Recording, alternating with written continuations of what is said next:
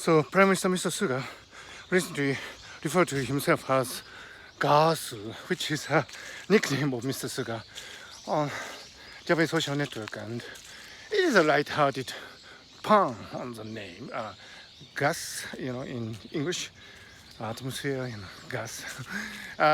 In Japanese can be extended as Gasu, which happens to be Mr. Suga's family name reversed. So people have been referring to the Prime Minister in an entertaining way on the social media as Gasu, and the Prime Minister took on himself and he introduced himself as Gasu des. And this is a light-hearted moment and nothing serious politically, but on the social media, those people who criticize Mr. Suga for right reasons perhaps has been kind of criticizing him for making light of the occasion, but which I think is really misguided, because it's just a pun on his name and nothing else. So at these times I really think that the lack of political satire in Japanese media is a serious problem, because it is something that should be treated in the realm of internet memes and nothing more.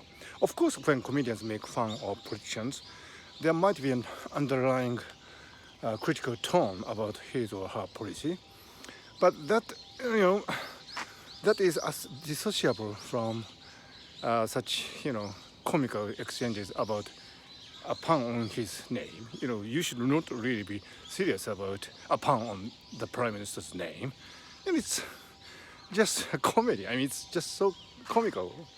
So of course you can probably say that the whole attitude of Mr. Suga taking lightly this serious situation about COVID-19 should be criticized. Of course you should say that, but that of course should be kind of sprinkled with the spice of comic considerations, because otherwise it becomes too narrow and you lack the metacognition and you cannot really assess the situation in a balanced manner. So I do think this is a case where almost total lack of political satire in the Japanese mainstream media, NHK, the commercial televisions and radio and newspaper, is a serious defect for Japanese democracy and beyond. So I actually am making political satire on my Japanese YouTube channel. Check it out if you enjoy Japanese contents. But